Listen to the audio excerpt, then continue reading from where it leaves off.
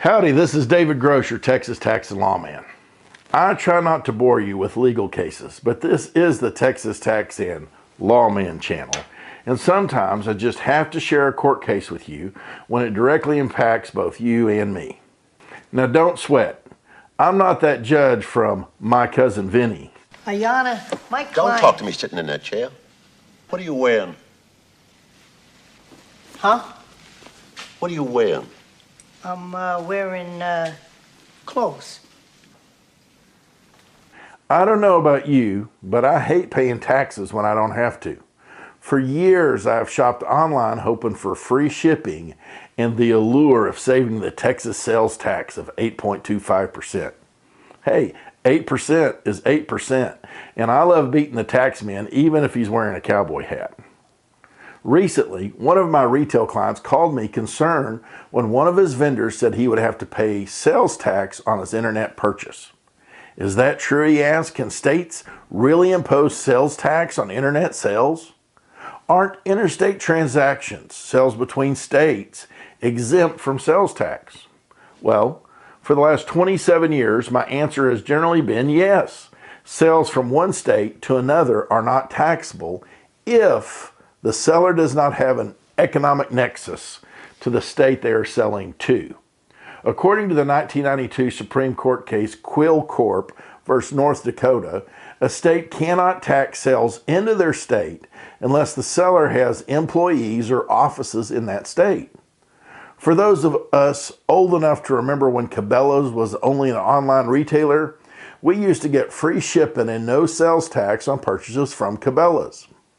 Then, in 2005, Cabela's did it. They opened 2 stores in Texas, the first in Fort Worth and the second in Buda, outside of Austin.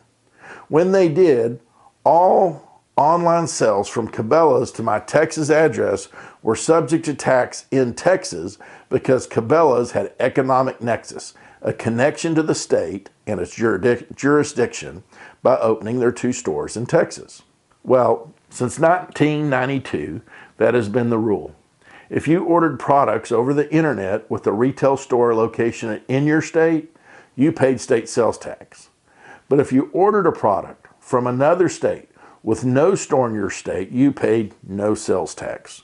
Dum, dum, dum. Well, until June 21st, 2018, when the Supreme Court rendered its decision in South Dakota versus Wayfair, the online retailer. That case was all about this question. Can a state tax sales into that state when the retailer has no economic nexus in that state as defined in the old law? Now retired Justice Kennedy wrote the opinion for the court that held a state can tax interstate commerce, a sale from one state to another, if 3 conditions are met. That now means some transactions between states will be subject to state sales tax. The simple takeaway is this. If the seller does less than $100,000 worth of business or less than 200 transactions into a state and has no other connection to that state, they do not have to charge, collect, and remit the sales tax in that state. So for you eBay shoppers out there, you may be safe. Unless you're buying from a power seller who sells more than $100,000 or 200 items into your state each year, if they do, then you may have to start paying tax. If you like Amazon, well, you're already used to paying the tax. If you own a small business and sell goods into another state, you need to know these new rules because the state tax auditors are like vultures. They're hoping to catch you in the open. Give us a call if you need some help managing your business in multiple states.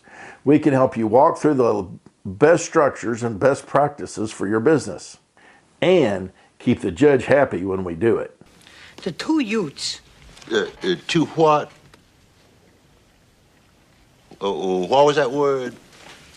What word? 2 what? What? Did you say utes? Yeah, 2 Utes. What is a ute? Oh, excuse me, Your Honor. 2 youths. Until next time, adios.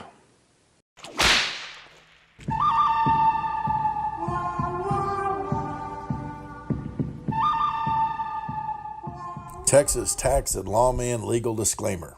Hey, I'm a lawyer. You know I have to have some lawyer mumbo jumbo. This is a general information video, not client attorney privilege information. The content is information only and is not directed to any specific facts or circumstances and cannot be relied upon as a legal opinion, even though that would be nice and save you a trip to the lawyer. If you have a specific legal question, feel free to contact David Groce directly or seek qualified legal or tax counsel in your state of residence, state of mind, or whatever place you call home.